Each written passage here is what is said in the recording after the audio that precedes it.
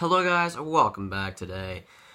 This video will be about the Seattle potential, the expansion team, and why the NHL should move there, and how it will create some realignment problems. So let's just get into it. Now, if the NHL were to expand to Seattle and not to anything else, there would be 9 Pacific teams and 7 Central Division teams. So there's a problem there. There's just a bit of a problem there. The realignment is kind of wonky, and I think I have a solution to that. Now, I think the fan favorite way, and I think the way that they should do it, is you put a relocation team in Seattle, Arizona, and then you put a expansion team in Houston. I think that's what they might. I think that's what they'll do. Then it might go vice versa. It might go the other way around.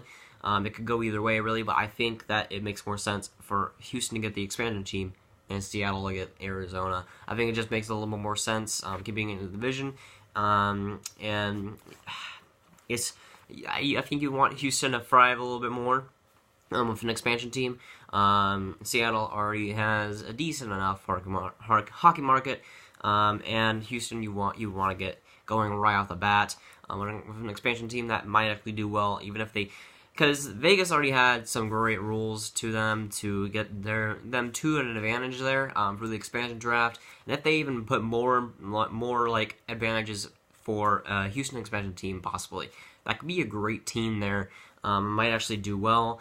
That would be a great rival with Dallas, of course, my favorite team. And of course, if you put Seattle in there, you got a great rivalry with Vancouver. It's just a natural one right there. Just just like a boat away from Vancouver and Seattle. So it will be basically an instant rivalry. That would be pretty fun to watch. I would like to see that. Vancouver doesn't really have a solidified rivalry, so that'd be great to see from that. So it would just like automatically create 2 good rivalries there, Texas rivalry and like right off the border rivalry with Vancouver. Now, Seattle won't get a team until I think it was like 2020 or 2019, something like that. The arena isn't going to be ready until I think it was like 2020 when they were projecting something like that. So the team isn't going to be there, isn't going to be in Seattle for a couple of years. So I think that right now it's going to be Houston's going to emerge, and they're going to be the next team, but Seattle will end up still getting a team in the long run. I think that Houston might just be here, might just get a team in like the next year or so. It might just happen. They're really close to getting it done, but Seattle I think will come in a couple of years, and if it does happen, that is a good team there. Except it's maybe because if you leave the team until 2020, the Arizona Coyotes maybe won't be as bad as they are right now. They have lots of pieces that they could use, and they actually might be a good team in 2020. Who knows? But it's giving time on the hands of the Coyotes is a good thing for the organization, because they know that they have some time to right the ship and maybe even keep the team there if they do well. So that just means that the Coyotes have more confidence, or they might actually be a good team in 2020. So if Seattle gets the team and it relocates there, they might actually have a good team on their hands. And honestly, I'm hoping for that. I'm hoping that Seattle has a great team starting off the bat. That's really going to drive the interest up, and it's definitely going to do good for the franchise, for both teams, Houston and Seattle, respectively. I hope that they both do well if they do end up happening, and they both are, I'd say, good hockey markets. I don't know if Houston is quite that, but it has the population to support it, and Houston can learn. I know quite a few Stars fans from Houston, and they're passionate still, but they follow the Stars. I don't know if they'd switch over, be unloyal to the Stars. That would just be terrible. But there's still hockey fans in Houston. It's still a decent market for it. It's not a bad one. And they can definitely, I wouldn't say they could definitely use another sports franchise, but it's prime for another one.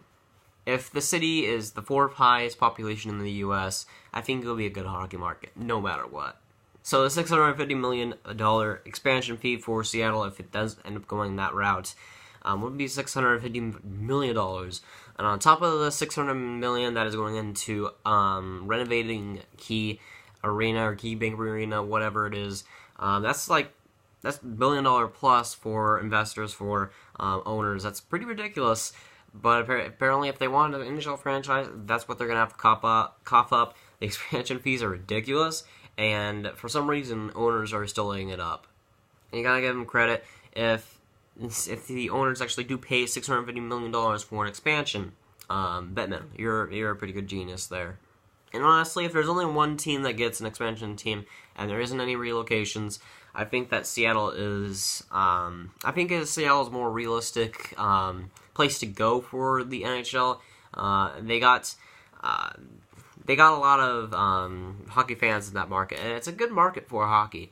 And they're able to support an NHL franchise. I would believe that. And the population is great as well. I think that has some more advantages to Houston, even though they probably should do both.